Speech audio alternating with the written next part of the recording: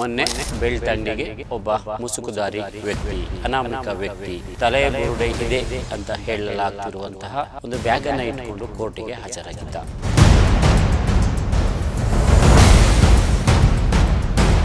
ಧರ್ಮಸ್ಥಳದ ಸುತ್ತಮುತ್ತ ಒಂದಷ್ಟು ಈ ರೀತಿಯಾದಂತಹ ಘಟನೆಗಳು ಆಗಿದ್ದಾವೆ.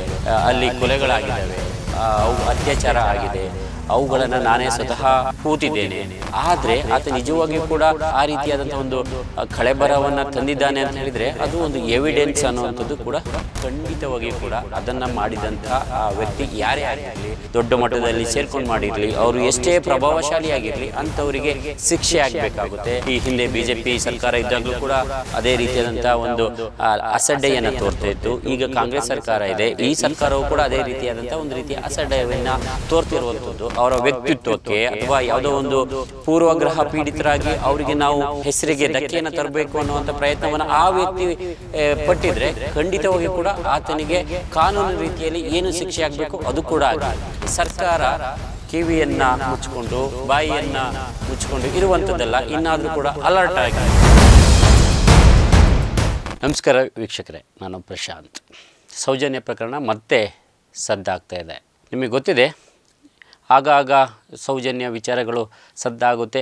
ಯಾವಾಗ ತುಂಬ ಜೋರಾಗಿ ಸದ್ದಾಗುತ್ತೆ, ಒಂದು ಹಂತಕ್ಕೆ ಹೋದ ನಂತರ ಮತ್ತೆ ಅದು ನಿಧಾನಗತಿಯಾದಂತಹ ಪ್ರಚಾರವನ್ನು ಪಡ್ಕೊಳ್ಳುತ್ತೆ. ಎಲ್ಲೋ ಏನು ಇಲ್ಲವೇನೋ ಅನ್ನೋ ಟೈಪಲ್ಲಿ ಎಲ್ಲೋ ಮುಗ್ದೋಯ್ತೇನೋ ತಾನೇ ಒಂದಷ್ಟು ಪ್ರಚಾರಗಳು, ಅಭಿಯಾನಗಳು ಎಲ್ಲ ನಡೀತಾ ಇದ್ದವು. ಎಲ್ಲವೂ ಕೂಡ ಸೈಲೆಂಟ್ ಆಯ್ತೇನೋ ಅನ್ನುವ ಹಂತದಲ್ಲಿ ಮತ್ತೆ ಆ ವಿಚಾರಕ್ಕೆ ಸಂಬಂಧಪಟ್ಟಂತೆ ಮತ್ತೆ ಒಂದು ರೀತಿಯಾಗಿ ಫಿನಿಕ್ಸ್ನಂತೆ ಒಂದು ಯಾವುದಾದ್ರೂ ಒಂದು ವಿಚಾರಗಳು ಬಂದು ಮತ್ತೆ ಅದು ದೊಡ್ಡ ಮಟ್ಟದಲ್ಲಿ ಸೌಂಡ್ ಆಗ್ತಿದೆ. ಈಗ ಕೂಡ ಸೌಜನ್ಯ ಪ್ರಕರಣ ಅದೇ ರೀತಿಯಾಗಿ ಸೌಂಡ್ ಆಗ್ತಿರೋದು. ಮುಖ್ಯವಾಗಿ ಅದಕ್ಕೆ ಕಾರಣ ಮೊನ್ನೆ ಬೆಳ್ತಂಗಡಿಗೆ ಒಬ್ಬ ಮುಸುಕುದಾರಿ ವ್ಯಕ್ತಿ, ಅನಾಮಿಕ ವ್ಯಕ್ತಿ, ಒಂದು ತಲೆ ಬುರುಡೆ ಇದೆ ಅಂತ ಹೇಳಲಾಗ್ತಿರುವಂತಹ ಒಂದು ಬ್ಯಾಗನ್ನು ಇಟ್ಕೊಂಡು ಕೋರ್ಟಿಗೆ ಹಾಜರಾಗಿದ್ದ. ಹಾಗಾಗಿ ಆ ಬಳಿಕ ಮತ್ತಷ್ಟು ಸೌಜನ್ಯ ವಿಚಾರಕ್ಕೆ ಸಂಬಂಧಪಟ್ಟಂತೆ ದೊಡ್ಡ ಮಟ್ಟದ ಚರ್ಚೆ ಈಗ ಎಲ್ಲೆಡೆ. ಬೆಳ್ತಂಗಡಿ, ಧರ್ಮಸ್ಥಳದಿಂದ ಹಿಡಿದು ದಕ್ಷಿಣ ಕನ್ನಡ,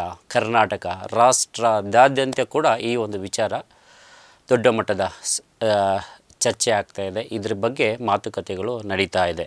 ಹಾಗಾದರೆ ಪಬ್ಲಿಕ್ ಇಂಪ್ಯಾಕ್ಟ್ ಕೂಡ ಈ ವಿಚಾರದ ಬಗ್ಗೆ ಬಿಗಿನಿಂಗ್ ಕೂಡ ಧ್ವನಿಯನ್ನು ಎತ್ತುತ್ತಿದೆ. ಇಲ್ಲಿ ನಾವು ಯಾರನ್ನೋ ಬಟ್ಟು ಮಾಡಿ ತೋರಿಸ್ತಾ ಇಲ್ಲ. ಇದನ್ನು ಪ್ರತಿಯೊಬ್ಬರು ಕೂಡ ಗಮನದಲ್ಲಿಟ್ಕೊಡಿ.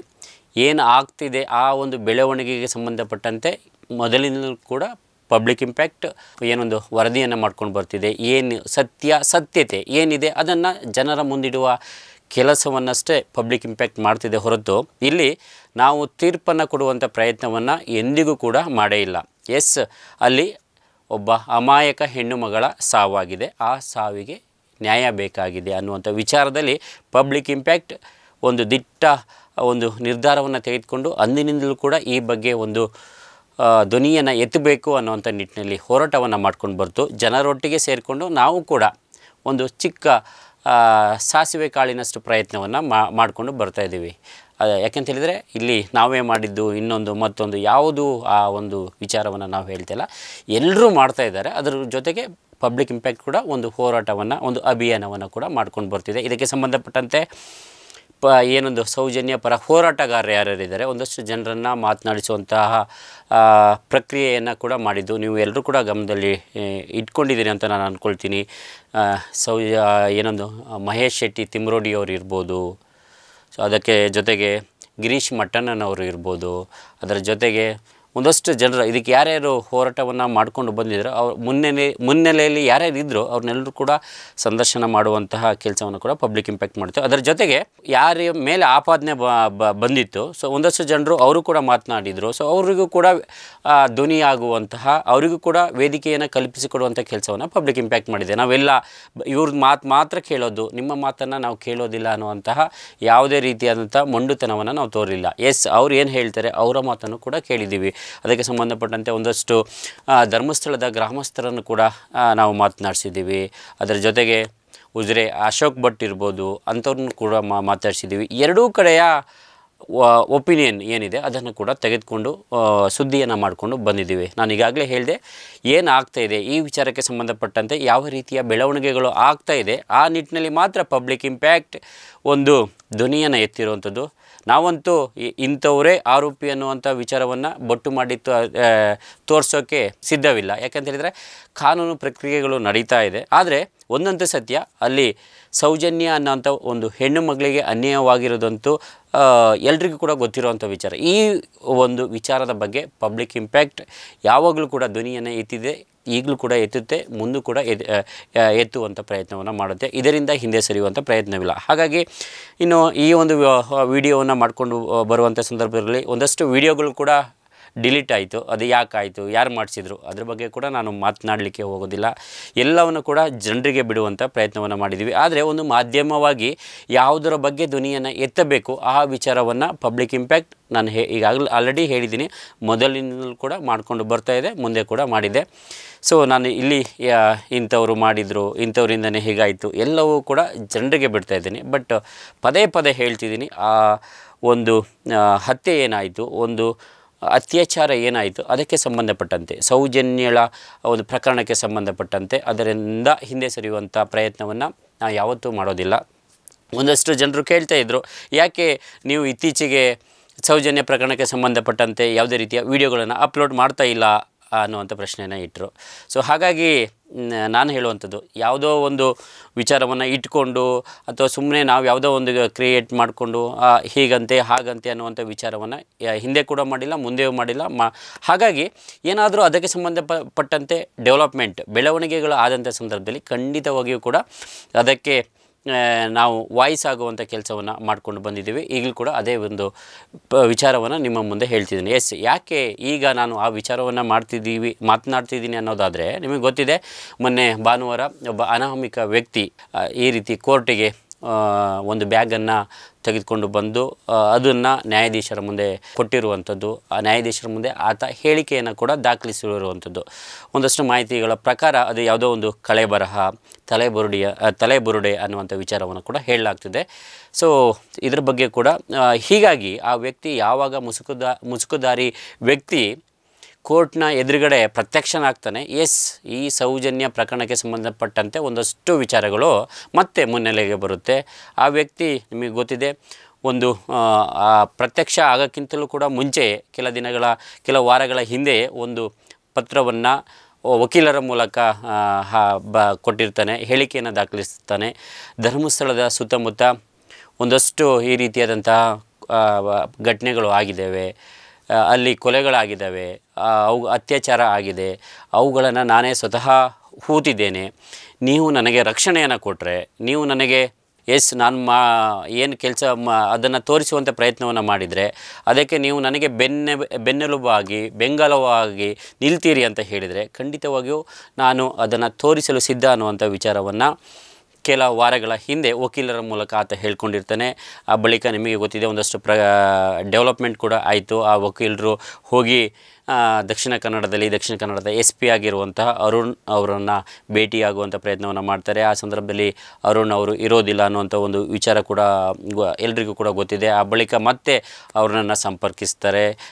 ಆ ಬಳಿಕ ಒಂದಷ್ಟು ವಿಚಾರಗಳು ನಡೆದು ಡೆವಲಪ್ಮೆಂಟ್ಗಳು ಆದ ನಂತರ ಮೊನ್ನೆ ಆ ವ್ಯಕ್ತಿ ಏನಿದ್ದಾನೆ ಕೋರ್ಟ್ ಎದುರುಗಡೆ ಬಂದಿರುವಂಥದ್ದು, ನ್ಯಾಯಾಧೀಶರ ಮುಂದೆ ನಿಂತ್ಕೊಂಡಿರುವಂಥದ್ದು.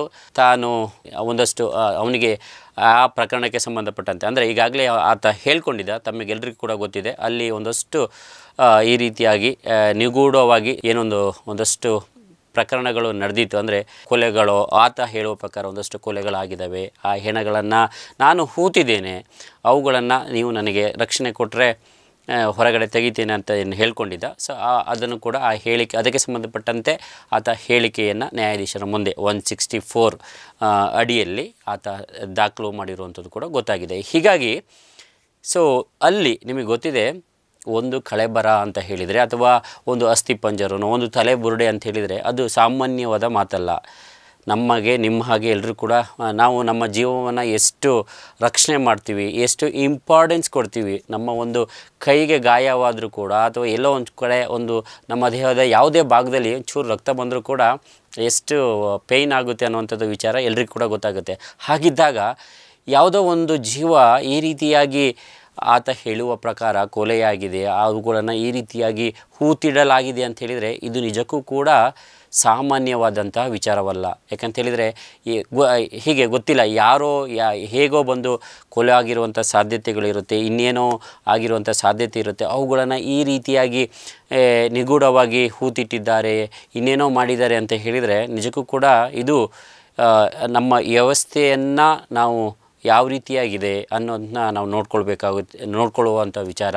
ಯಾಕೆಂತ ಹೇಳಿದರೆ ಇಷ್ಟೆಲ್ಲ ಆಗ್ತಾ ಇದೆ, ಈ ಆಗ್ತಿರೋಂಥ ವಿಚಾರಗಳು ನಮಗೆ ಗೊತ್ತಾಗ್ತಾ ಇಲ್ಲ, ಹೊರ ಪ್ರಪಂಚಕ್ಕೆ ಗೊತ್ತಾಗ್ತಿಲ್ಲ, ಅದಕ್ಕೆ ಸಂಬಂಧಪಟ್ಟಂಥ ಇಲಾಖೆಗಳಿಗೆ ಗೊತ್ತಿಲ್ಲ, ಪೊಲೀಸರಿಗೆ ಗೊತ್ತಿಲ್ಲ ಅನ್ನೋದಾದರೆ ಖಂಡಿತವಾಗಿಯೂ ನಾವು ಈ ನಮ್ಮ ಒಂದು ಸಿಸ್ಟಮ್ ಬಗ್ಗೆ ಪ್ರಶ್ನೆಯನ್ನು ಮಾಡಬೇಕಾಗುತ್ತೆ. ಹಾಗಾಗಿ ಈ ಒಂದು ಪ್ರಕರಣದ ಬಗ್ಗೆ ಆತ ಮುಂದೆ ಬಂದಿದ್ದಾನೆ, ಅದರ ಜೊತೆಗೆ ಆ ಥರದ ಒಂದು ಕಳೆಬರವನ್ನು, ಅಸ್ಥಿಪಂಜರವನ್ನು ಅಥವಾ ಯಾವುದೋ ತಲೆಬುರುಡೆಯನ್ನು ತಂದಿದ್ದಾನೆ ಅಂತ ಹೇಳಿದರೆ ಅದು ಸಾಮಾನ್ಯವಾದ ಸಂಗತಿಯಲ್ಲ. ಈ ಒಂದು ವಿಚಾರದ ಬಗ್ಗೆ ಪ್ರತಿಯೊಬ್ಬರು ಕೂಡ ಗಮನದಲ್ಲಿ ಇಡಬೇಕು. ಹಾಗಾದರೆ ಅಟ್ಲೀಸ್ಟ್ ಯಾವುದೋ ಒಂದು ಲೆಟ್ರು ಸೋಷಿಯಲ್ ಮೀಡಿಯಾದಲ್ಲಿ ಹರಿದಾಡ್ತು ಅಂತ ಹೇಳಿದರೆ ಅದಕ್ಕೆ ರೆಕ್ಕೆ ಪುಕ್ಕ ಇಲ್ಲ ಅಂತ ತಿಳ್ಕೊಬೋದಿತ್ತು, ಅಥವಾ ಏನೋ ಒಂದು ಗಾಳಿ ಸುದ್ದಿಯನ್ನು ಹಬ್ಬಿಸಲು ಈ ರೀತಿಯಾಗಿ ಮಾಡ್ತಾ ಇದ್ದಾರೆ ಅಂತ ಅನ್ಕೋಬೋದಿತ್ತು. ಆದರೆ ಆತ ನಿಜವಾಗಿಯೂ ಕೂಡ ಆ ರೀತಿಯಾದಂಥ ಒಂದು ಕಳೆಬರವನ್ನು ತಂದಿದ್ದಾನೆ ಅಂತ ಹೇಳಿದರೆ ಅದು ಒಂದು ಎವಿಡೆನ್ಸ್ ಅನ್ನುವಂಥದ್ದು ಕೂಡ ಎಲ್ಲರೂ ಕೂಡ ಮನಗಾಣಬೇಕು. ಹಾಗಾಗಿ ಅವನು ಏನು ಹೇಳ್ತಾ ಇದ್ದಾನೆ ಅದಕ್ಕೆ ಒಂದು ಸತ್ಯ ಇರ್ಬೋದು ಅನ್ನುವಂಥ ಒಂದು ಅಭಿಲಾಷೆಯನ್ನು ಇಟ್ಕೋಬೋದು. ಹಾಗಾಗಿ ಅದಕ್ಕೆ ಸಂಬಂಧಪಟ್ಟಂತೆ ಯಾವ ರೀತಿಯ ಪ್ರಕ್ರಿಯೆಗಳು ನಡಿಬೇಕು, ಆ ಒಂದು ಪ್ರಕ್ರಿಯೆಗಳಿಗೆ ತ್ವರಿತಗತಿಯಲ್ಲಿ ಒಂದು ಅವಕಾಶವನ್ನು ಕೊಟ್ಟರೆ ಖಂಡಿತವಾಗಿಯೂ ಕೂಡ ಎಲ್ಲೋ ಒಂದು ಕಡೆ ಆತ ಹೇಳುವ ರೀತಿಯಲ್ಲಿ ಏನಾದರೂ ಹಾಗೆ ಆಗಿದರೆ ಖಂಡಿತವಾಗಿಯೂ ಕೂಡ ಅದನ್ನು ಮಾಡಿದಂಥ ಆ ವ್ಯಕ್ತಿ ಯಾರೇ ಆಗಿರಲಿ ಅಥವಾ ಅಲ್ಲಿ ಯಾರೋ ಒಂದಷ್ಟು ದೊಡ್ಡ ಮಟ್ಟದಲ್ಲಿ ಸೇರ್ಕೊಂಡು ಮಾಡಿರಲಿ, ಅವರು ಎಷ್ಟೇ ಪ್ರಭಾವಶಾಲಿಯಾಗಿರಲಿ ಅಂಥವರಿಗೆ ಶಿಕ್ಷೆ ಆಗಬೇಕಾಗುತ್ತೆ. ಯಾಕಂತ ಹೇಳಿದರೆ ನಾವೆಲ್ಲರೂ ಕೂಡ ಒಂದು ಸಿಸ್ಟಮ್ನಲ್ಲಿ ವಾಸ ಮಾಡ್ತಾ ಇರುವಂಥದ್ದು ನಮ್ಮ ಬದುಕನ್ನು ಕಟ್ಕೊಂಡಿರುವಂಥದ್ದು. ಹಾಗಾಗಿ ನಮಗೆ ನಾನಿದ್ದೀನಿ ಅಥವಾ ಯಾರೋ ಇದ್ದಾರೆ ಅಂತೇಳಿದರೆ ಇನ್ನೊಬ್ಬರ ಜೀವವನ್ನು ತೆಗೆಯುವಂಥ ಯಾವುದೇ ಅರ್ಹತೆ ಇರೋದಿಲ್ಲ, ಯಾವುದೇ ಒಂದು ರೈಟ್ಸ್ ಇರೋದಿಲ್ಲ. ಹೀಗಿರಬೇಕಾದ್ರೆ ಆ ರೀತಿ ಆಗ್ತಾ ಇದೆ ಅಂತ ಹೇಳಿದರೆ ಖಂಡಿತವಾಗಿಯೂ ಕೂಡ ಅದನ್ನು ಮಟ್ಟ ಹಾಕುವಂಥ ಕೆಲಸವನ್ನು ನಾವು ಮಾಡಬೇಕಾಗಿದೆ. ಸೊ ಆ ನಿಟ್ಟಿನಲ್ಲಿ ಆ ವ್ಯಕ್ತಿ ಈಗ ಆಲ್ರೆಡಿ ಪ್ರತ್ಯಕ್ಷನಾಗಿದ್ದಾನೆ, ಕೋರ್ಟಿಗೆ ಬಂದಿದ್ದಾನೆ, ನ್ಯಾಯಾಧೀಶರ ಮುಂದೆ ಹೇಳಿಕೆಯನ್ನು ದಾಖಲು ಮಾಡಿದ್ದಾನೆ ಅಂತ ಹೇಳಿದರೆ ಈ ಒಂದು ವಿಚಾರದಲ್ಲಿ ನಮ್ಮ ಸಿಸ್ಟಮ್ ಏನಿದೆ ಇನ್ನಷ್ಟು ಸ್ಪೀಡ್ ಅಪ್ ಆಗಬೇಕಾಗಿದೆ. ಸರ್ಕಾರ ಏನಿದೆ ಈ ಬಗ್ಗೆ ಗಮನ ವಹಿಸಬೇಕಾಗಿದೆ. ಇಲ್ಲಿವರೆಗೂ ಕೂಡ ಒಂದು ಲೆಕ್ಕ ಅಂತ ಎಲ್ಲೋ ಒಂದು ಕಡೆ ಆರೋಪವನ್ನು ಮಾಡ್ತಾಯಿದ್ರು, ಅದಕ್ಕೆ ಯಾವುದೇ ರೀತಿಯಾದಂಥ ಪುರಾವೆಗಳು ಇರಲಿಲ್ಲ ಅಂಥೇಳಿ ಒಂದಷ್ಟು ವಿಚಾರಗಳನ್ನು ಅಫ್ಕೋರ್ಸ್ ಈ ಹಿಂದೆ BJP ಸರ್ಕಾರ ಇದ್ದಾಗಲೂ ಕೂಡ ಅದೇ ರೀತಿಯಾದಂಥ ಒಂದು ಅಸಡ್ಡೆಯನ್ನು ತೋರ್ತಾ ಇತ್ತು. ಈಗ ಕಾಂಗ್ರೆಸ್ ಸರ್ಕಾರ ಇದೆ, ಈ ಸರ್ಕಾರವು ಕೂಡ ಅದೇ ರೀತಿಯಾದಂಥ ಒಂದು ರೀತಿಯ ಅಸಡ್ಡೆಯನ್ನು ತೋರ್ತಿರುವಂಥದ್ದು.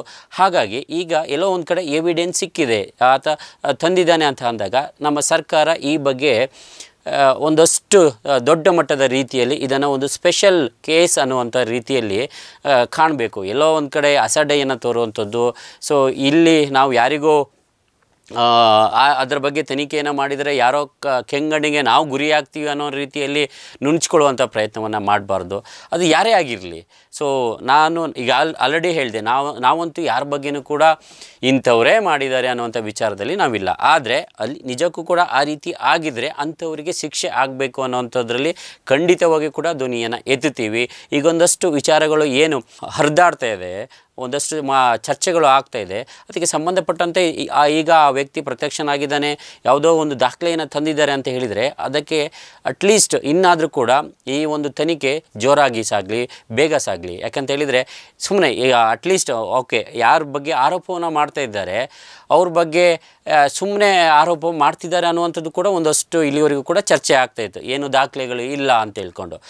ಈಗ ಆ ರೀತಿಯಾಗಿ ಇಲ್ಲ ಅಂತ ಅಂದ ತಕ್ಷಣ ಅಂದರೆ ಆ ವ್ಯಕ್ತಿ ಹತ್ರ ಸತ್ಯ ಇದೆ, ಆ ವ್ಯಕ್ತಿ ಏನೋ ತಂದಿದ್ದಾನೆ ಅಂತ ಹೇಳಿದರೆ ಅದ್ರ ಬಗ್ಗೆ ಚರ್ಚೆ ಆಗಲಿ. ಯಾರ್ದು ಅದೇನು ಅನ್ನೋಂಥದ್ದು ಗೊತ್ತಾಗುತ್ತೆ. ಅದರ ಜೊತೆಗೆ ಆ ವ್ಯಕ್ತಿ ಹೇಳುವಾಗೆ ಇನ್ನೂ ಕೂಡ ನೂರಾರು ಪ್ರಕರಣಗಳಲ್ಲಿ ಇದೇ ರೀತಿಯಾಗಿದೆ, ನೂರಾರು ಮೃತದೇಹಗಳನ್ನು ನಾನು ಇದೇ ರೀತಿಯಾಗಿ ಹೂತಿದ್ದೇನೆ, ಅವುಗಳನ್ನು ಹೊರತೆಗಿತೇನೆ ಅನ್ನುವಂಥ ವಿಶ್ವಾಸದ ಮಾತುಗಳನ್ನು ಹೇಳ್ತಾನೆ. ಅದಕ್ಕೆ ಬೇಗ ಅವಕಾಶವನ್ನು ಕೊಡಿ. ಅವನು ಇನ್ ಕೇಸ್ ಆತ ಹೇಳ್ತಿರೋದು ಸುಳ್ಳಾಗಿದ್ದರೆ ಖಂಡಿತವಾಗಿಯೂ ಕೂಡ ನಾವು ಯಾರ ಬಗ್ಗೆಯೂ ಕೂಡ ಈ ರೀತಿ ಏನೋ ನಮ್ಮ ಯಾರೋ ಅವರ ವ್ಯಕ್ತಿತ್ವಕ್ಕೆ ಅಥವಾ ಯಾವುದೋ ಒಂದು ಪೂರ್ವಗ್ರಹ ಪೀಡಿತರಾಗಿ ಅವರಿಗೆ ನಾವು ಹೆಸರಿಗೆ ಧಕ್ಕೆಯನ್ನು ತರಬೇಕು ಅನ್ನುವಂಥ ಪ್ರಯತ್ನವನ್ನು ಆ ವ್ಯಕ್ತಿ ಪಟ್ಟಿದ್ರೆ ಖಂಡಿತವಾಗಿ ಕೂಡ ಆತನಿಗೆ ಕಾನೂನು ರೀತಿಯಲ್ಲಿ ಏನು ಶಿಕ್ಷೆ ಆಗಬೇಕು ಅದು ಕೂಡ ಆಗಲಿ. ಆದರೆ ಈಗ ಆ ವ್ಯಕ್ತಿ ತಂದಿದ್ದಾನೆ ಏನೋ ಒಂದು ಸಾಕ್ಷಿಯನ್ನು, ನಾನು ಇಲ್ಲ ಇನ್ನೂ ಒಂದಷ್ಟು ಸಾಕ್ಷಿಗಳನ್ನು ನಿಮಗೆ ನಿಮ್ಮ ಕಣ್ಣೆದುರುಗಡೆ ತರ್ತೀನಿ ಅನ್ನುವಂಥ ವಿಚಾರವನ್ನು ಹೇಳ್ತಾ ಇದ್ದಾನೆ ಅನ್ನುವಂಥ ಸಂದರ್ಭದಲ್ಲಿ ಅವನಿಗೆ ಅವಕಾಶವನ್ನು ಮಾಡಿಕೊಡಲಿ, ಅವನಿಗೆ ರಕ್ಷಣೆಯನ್ನು ಕೊಡಲಿ. ಇನ್ನೂ ಕೂಡ ಇದು ಡಿಲೇ ಆಗೋಂಥದ್ದು ಬೇಡ. ಈ ಡಿಲೇ ಆಗೋದ್ರಿಂದ ಸುಮ್ಮನೆ ಇನ್ನೂ ಕೂಡ ಆ ಒಂದು ಊಹಾಪೋಹಗಳೇನಿದೆ, ಒಂದಷ್ಟು ಚರ್ಚೆಗಳೇನಾಗ್ತಿದೆ ಅದಕ್ಕೆ ಮತ್ತಷ್ಟು ಕೂಡ ರೆಕ್ಕೆ ಪುಕ್ಕಗಳು ಸಿಗುತ್ತೆ. ಯಾರು ಕೂಡ ಇಲ್ಲಿ ಅವ್ರನ್ನ ತಡೆಯುವಂಥ ಪ್ರಯತ್ನವನ್ನು ಕೂಡ ಯಾವುದೇ ಹಂತದಲ್ಲಿ ಮಾಡಿಕೊಡ್ದು. ಒಂದು ವೇಳೆ ಆ ರೀತಿಯಾಗಿ ಆದರೂ ಕೂಡ ಮತ್ತಷ್ಟು ಅನುಮಾನಗಳು ಹೆಚ್ಚಾಗುತ್ತೆ, ಸಂಶಯಗಳು ಹೆಚ್ಚಾಗುತ್ತೆ.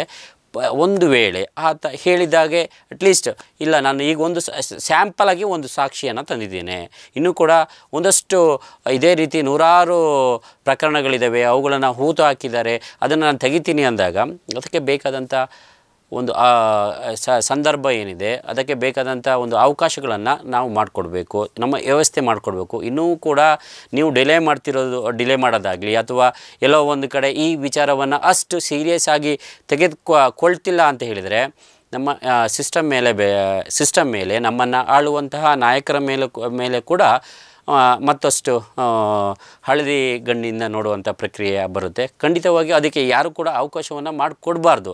ಅದರ ಜೊತೆಗೆ ಈ ಒಂದು ವಿಚಾರ ಒಂದು ಕ್ಲಾರಿಟಿ ಸಿಗಬೇಕು, ಒಂದು ತಾರ್ಕಿಕ ಅಂತ್ಯ ಸಿಗಬೇಕು.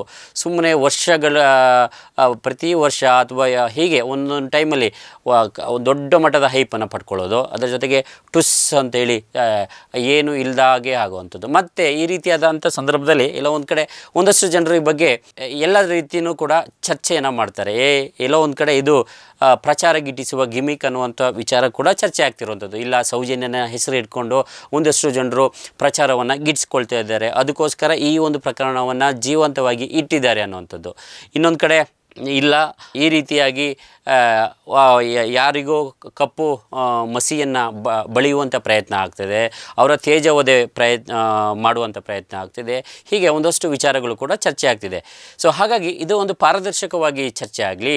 ಯಾರ ಬಗ್ಗೆನೂ ಕೂಡ ನಾವು ಸುಮ್ಮನೆ ಆರೋಪವನ್ನು ಮಾಡೋದು ಬೇಡ, ಅಥವಾ ಯಾರೋ ಆ ವಿಚಾರವನ್ನು ಸೌಜನ್ಯ ವಿಚಾರವನ್ನು ಬಂಡವಾಳವನ್ನು ಆಗಿ ಮಾಡ್ಕೊಳ್ಳೋದು ಬೇಡ.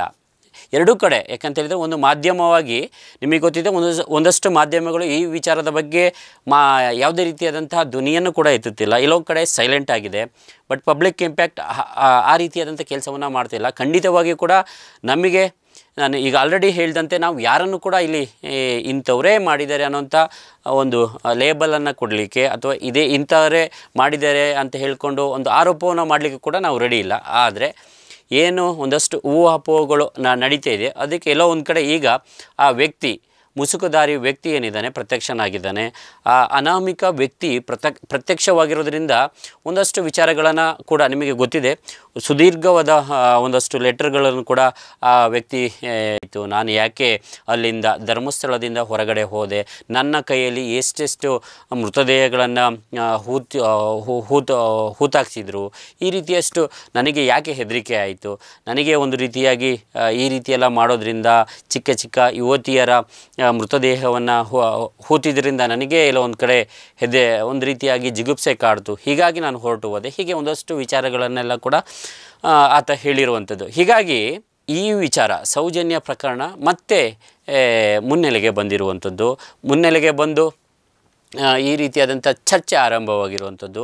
ಅಫ್ಕೋರ್ಸ್ ಒಂದಷ್ಟು ಮಾಧ್ಯಮಗಳು ಈ ವಿಚಾರದ ಬಗ್ಗೆ ಮಾತನಾಡಲಿಲ್ಲ ಅಂತ ಕೂಡಲೇ ಇದು ಸುದ್ದಿ ಆಗಲ್ಲ ಅಥವಾ ಎಲ್ಲೋ ಮರೆಮಾಚಲ್ಲ ಅಂತ ಏನೂ ಇಲ್ಲ. ಖಂಡಿತವಾಗಿ ಕೂಡ ಈಗ ಸೋಷಿಯಲ್ ಮೀಡಿಯಾ ಅಥವಾ ಡಿಜಿಟಲ್ ಮೀಡಿಯಾ ಅನ್ನುವಂಥದ್ದು ತುಂಬ ದೊಡ್ಡ ವ್ಯಾಪ್ತಿಯಲ್ಲಿ ಇದೆ. ಇದರ ಪ್ರಸರಣ ಏನಿದೆ ದೊಡ್ಡ ಮಟ್ಟದಲ್ಲಿ ಆಗುತ್ತೆ. ಹಾಗಾಗಿ ಯಾವುದೇ ಟಿ ವಿಲಿ ಬರಲಿಲ್ಲ, ಯಾವುದೇ ಪತ್ರಿಕೆಯಲ್ಲಿ ಬಂದಿಲ್ಲ ಅನ್ನೋ ಒಂದೇ ಕಾರಣಕ್ಕೆ ಆ ವಿಚಾರ ಅಲ್ಲಿಗೆ ಸ್ಟಾಪ್ ಆಗುತ್ತೆ ಅಥವಾ ಮುಚ್ಚಿ ಹೋಗುತ್ತೆ ಅನ್ನುವಂಥದ್ದು ಭ್ರಮೆ ಏನಿದೆ ಖಂಡಿತವಾಗಿ ತಪ್ಪು. ಸೊ ಹಾಗಾಗಿ ನಾವಂತೂ ಕೂಡ ಈ ವಿಚಾರದ ಬಗ್ಗೆ ಖಂಡಿತವಾಗಿಯೂ ಕೂಡ ಎಂದೆಂದಿಗೂ ಧ್ವನಿಯನ್ನು ಎತ್ತುತ್ತೇವೆ. ಇವತ್ತು ಕೂಡ ಯಾಕೆ ಈ ಒಂದು ವಿಚಾರವನ್ನು ನಾನು ಮಾತಾಡ್ತಿದ್ದೀನಿ ಅಂತ ಹೇಳಿದರೆ ಗೊತ್ತಿದೆ, ಮೊನ್ನೆ ಆ ವ್ಯಕ್ತಿ ಬಂದು ಈ ರೀತಿಯಾಗಿ ಕೋರ್ಟ್ ಮುಂದೆ ಪ್ರತ್ಯಕ್ಷವಾಗಿರೋದ್ರಿಂದ ಈ ವಿಚಾರ ಮತ್ತೆ ಮುನ್ನೆಲೆಗೆ ಬಂದಿದೆ. ಯಾರು ಇಲ್ಲಿ ತಪ್ಪನ್ನು ಎಸಗಿದ್ದಾರೆ, ತಪ್ಪು ಆ ವ್ಯಕ್ತಿ ಹೇಳೋ ಪ್ರಕಾರ ತಪ್ಪು ಅಂದರೆ ಅಂತಿಂತ ತಪ್ಪಲ್ಲ, ಒಂದು ದೊಡ್ಡ ಕೂಟನೇ ಇದೆ, ದೊಡ್ಡ ಮಟ್ಟದಲ್ಲಿ ಇಲ್ಲಿ ಹೆಣಗಳನ್ನು ಹೂತಾಕಲಾಗಿದೆ ಅಂತ ಹೇಳಿದರೆ ಖಂಡಿತವಾಗಿಯೂ ಕೂಡ ಇದು ಯಾವುದು ಕೂಡ ಎಲ್ಲೋ ಒಂದು ಕಡೆ ತಳ್ಳಿ ಹಾಕುವಂಥ ವಿಚಾರ ಅಲ್ಲ. ಅದಕ್ಕೆ ಪೂರಕವಾಗಿ ಆ ವ್ಯಕ್ತಿ ಒಂದು ಕಳೆಬರಹವನ್ನು ತೆಗೆದುಕೊಂಡೇ ಎಂಟ್ರಿ ಆಗಿರುವಂಥದ್ದು, ಕೋರ್ಟ್ ಮುಂದೆ ನ್ಯಾಯಾಧೀಶರ ಮುಂದೆ ಹೇಳಿಕೆಯನ್ನು ಕೂಡ ದಾಖಲೆ ಮಾಡಿರುವಂಥದ್ದು. ಹಾಗಾಗಿ ಇನ್ನಾದರೂ ಕೂಡ ಈ ವಿಚಾರದ ಬಗ್ಗೆ ಒಂದಷ್ಟು ಇಂಪಾರ್ಟೆನ್ಸನ್ನು ಕೊಟ್ಟರೆ ಖಂಡಿತವಾಗಿ ಕೂಡ ಮುಂದೆ ಏನೇನೋ ಒಂದಷ್ಟು ಪ್ರಕ್ರಿಯೆಗಳು ನಡೀಬೇಕು, ಅದಕ್ಕೆ ಅವಕಾಶವನ್ನು ಮಾಡಿಕೊಟ್ರೆ ಖಂಡಿತವಾಗಿ ಕೂಡ ಯಾರ ಬಗ್ಗೆ ಆರೋಪವನ್ನು ಮಾಡುವಂಥದ್ದು ಇರೋದಿಲ್ಲ. ಅಥವಾ ನಾನೀಗ ಆಲ್ರೆಡಿ ಹೇಳಿದಂತೆ ಸೌಜನ್ಯ ವಿಚಾರವನ್ನು ಯಾರು ಬಂಡವಾಳ ಮಾಡ್ಕೊಳ್ಳೋದು ಕೂಡ ಅವಕಾಶ ಇರೋದಿಲ್ಲ. ಒಂದು ತಾರ್ಕಿಕ ಅಂತ್ಯ ಸಿಗ್ಬಿಡುತ್ತೆ.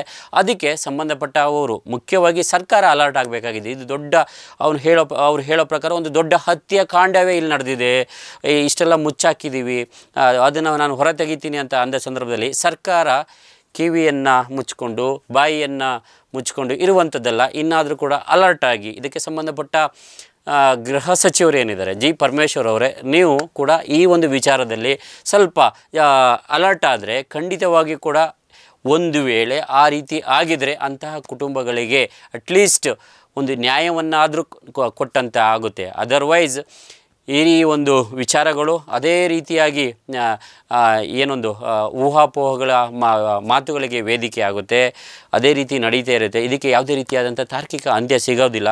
ಹಾಗಾಗಿ ಒಂದು ತಾರ್ಕಿಕ ಅಂತ್ಯ ಸಿಗಲಿ ಅನ್ನುವಂಥ ಆಶಯವನ್ನು ನಾವು ಮಾಡ್ತಿರುವಂಥದ್ದು.